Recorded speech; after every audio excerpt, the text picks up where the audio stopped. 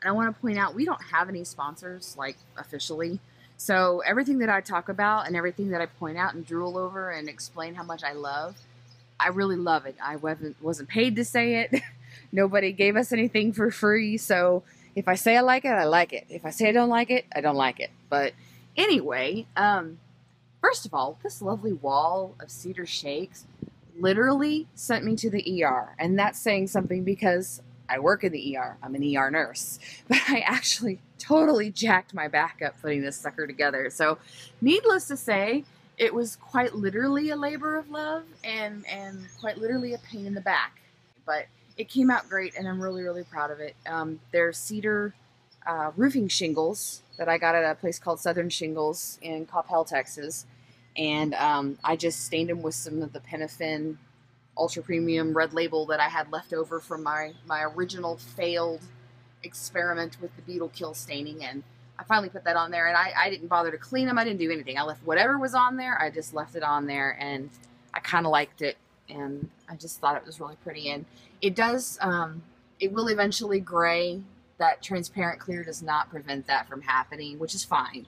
But I just wanted to bring out the pretty cedar that's in there now. And you see all the messy stuff on our porch. We're actually going to take all of this and rip it up, because we are going to replace this big beam here that came with the barn raiser.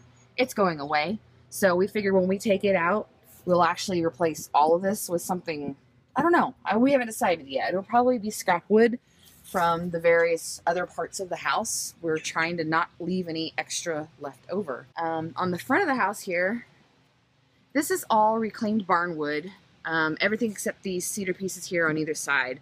So all of that up there and everything down here is two different kinds of reclaimed barn wood. I think one of them was called pre-finished gray, which is all these lighter ones.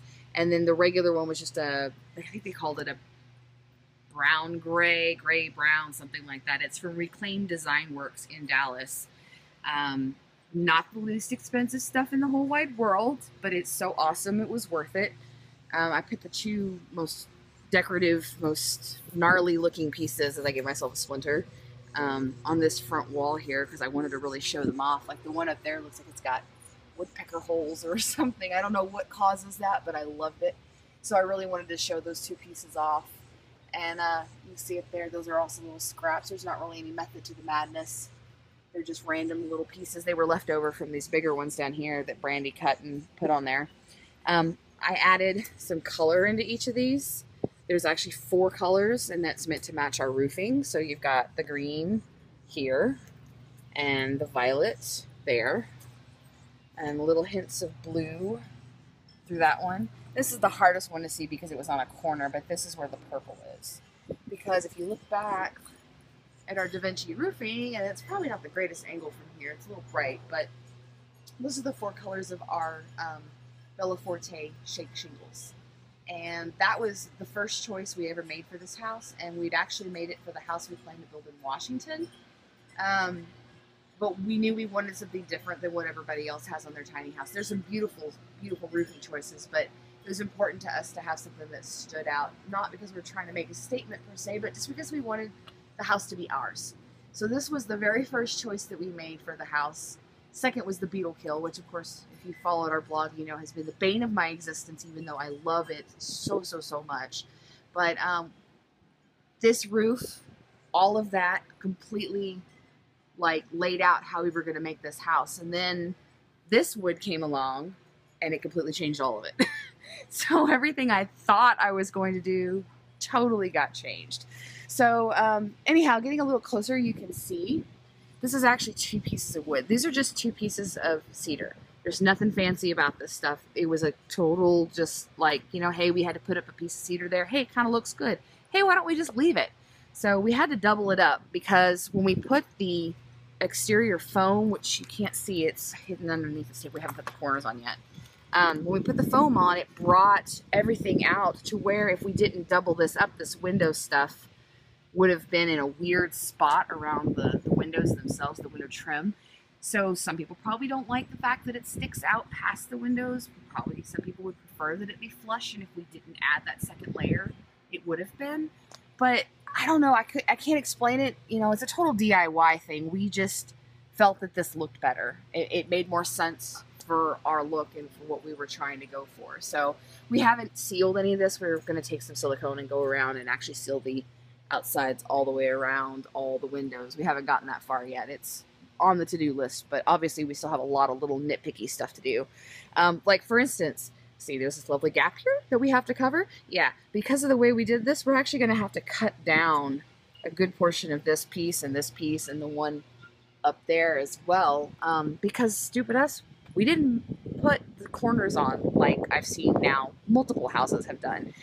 We didn't know to do that. The reason why we didn't know to do that is we had no house plans. We are literally doing all of this on a wing and a prayer and some YouTube research. We didn't buy the plans to go with our barn raiser because we didn't want to spend another $750 when we'd already spent basically $16,000 to get all the framing done. It just wasn't in the budget. So in hindsight, we should have put the corners on, and then it would have made things a lot easier. But here's a better close-up look of our Beetle Kill.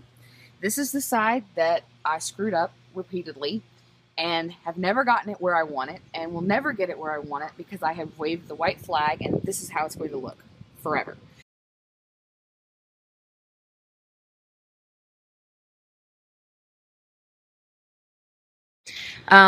Moving up to our belly band here, if you've seen the old pictures, and it's still tacky because it's been so humid and it's been so rainy lately, but this is, I think it's white cedar.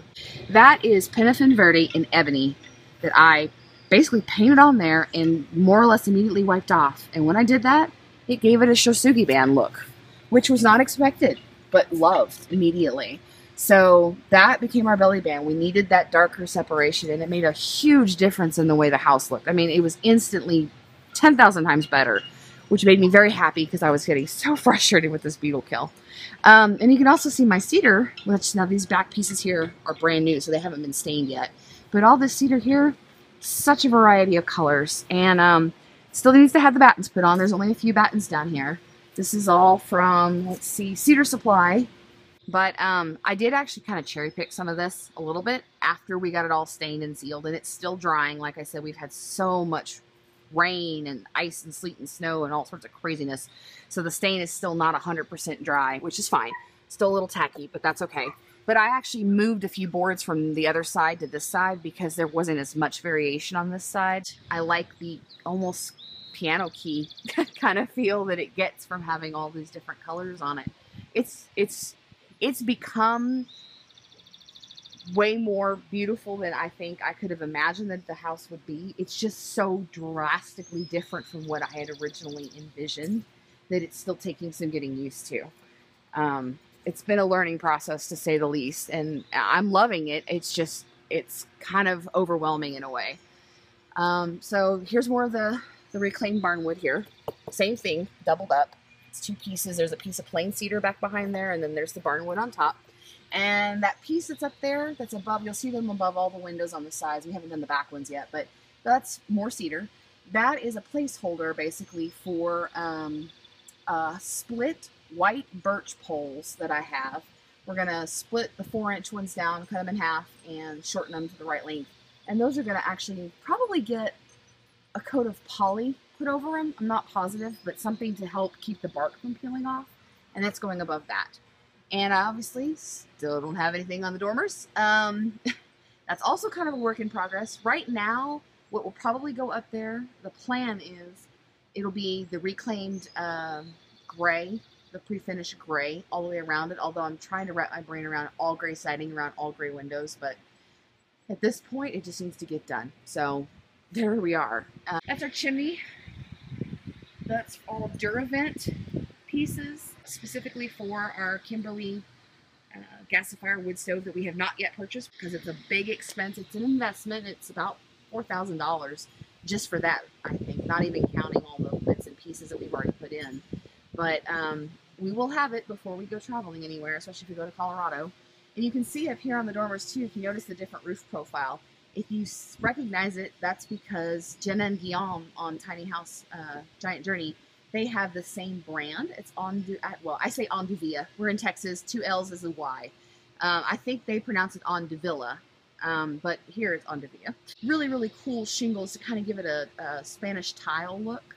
like I said, we like the, you know, kind of combination of the two different styles. And I actually custom painted all those. They were bought at Lowe's, $45 a bundle.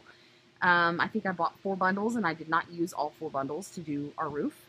But I custom painted them a color that I have lovingly named Mermaid Blue. Anyhow, you can't tell from here, but it's a very lovely shade of blue. Multiple shades of blue, in fact. So, coming back here, you can see we've got drip edge that's been painted blue. It's very hard to see. It's dark blue underneath there. That same drip edge is up underneath the Andavia. We have not painted it yet, so it's white and ugly right now. Coming around this way. Oh, I hear my little man. Roro, wave. Say hi. He decided he was going to come out here and eat his popcorn. So anyhow, on the back side here, this is actually his room right here. This whole back part here, that's his custom window he gets. That's up in the loft. That's the master bedroom, basically. Underneath, that's going to be a storage shed. They'll have room for the propane tank and the water heater and etc. But anyhow, for him, for his room, I'm actually using those same, oops, sorry, bad lighting, same cedar shingles. And I'm going to go up the side on both sides, and then we'll trim them at the angle. I think what we're going to do is put a solid piece of the big 12x1 cedar here. There's actually going to have to be 2 pieces, but I wanted to put a smooth piece there because I go back and forth on this. I think it'll be easier for once we actually add the storage shed below for that to be a smooth piece than have the jagged shingles. I may just cut them. I don't know if you can tell, but those top 2, actually there's 3 that have been shortened. They're 24 inches long naturally. If you look on the sides, you can see comes from all the way here and goes all the way up to there. Very, very long because they're actual roof shingles. Not that many people use wood roofs, but not anymore anyway. But point is, it's going to be all done on the sides at the very least, and on top of that, it's probably going to be the just good old corrugated steel that I'll paint that same blue that I've used on the drip edge, just to kind of help blend it in. That'll get put on there and customized, etc. Haven't quite decided what's going to go around the windows. Again, I have a lot of that reclaimed wood, so there will be some combination of the reclaimed wood, possibly some fresh cedar too. I don't know exactly, but that will all get done pretty soon here. We haven't put any of the fascia boards up, and those are all going to end up being done in this same style here. Maybe I will do something different around the dormers. I haven't decided yet, but I'm definitely going to do the dark on the main part. So we're crossing that bridge as we get there as well. So anyhow, this side of the Beetle Kill, I went back and I added some of those same problem areas that I was pointing out on the other side. Honestly, I went back and I just kind of faked them on this side. I didn't want to do that, but I decided that was going to be a lot easier to balance this side with the screwed up side than it would be to try to fix the messed up side and balance it with this side. So not exactly the perfect fix. Again, it's me and my perfectionism that's coming out and not being happy with the, the results. But really at the end of the day, it came out beautiful, even though it's not exactly perfect. Honestly, the imperfections are probably going to be the best part about it when it's all said and done.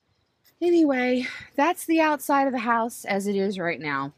I don't think I showed you that. Well, you've seen the door, but the door was originally going to be our permanent door, but we decided against it because I came across a beautiful door, craftsman style, reclaimed. Unfortunately, it's not solid wood. It is a veneer. We found out the hard way, but it's already got a mortise lock cut into it. And that was at Tiny Texas Home. So anyhow, I got a reclaimed door that's going to go there. We've got the custom stained glass window that's going to go in it. All sorts of new stuff to add to it. It's just a matter of getting it done. Oh, you know what I forgot? At the very, very tippy top here, up in the gables, I have some blue, well, it's wainscoting that I painted blue. I used the same blue that's on the drip edge. And it's going to go there. And there's actually going to be cedar colored fascia there. And there'll be cedar colored fascia up there as well as more of the wainscoting, just to give it a little bit more contrast. So the rest of it's going to be the dark, but little by little it's getting there.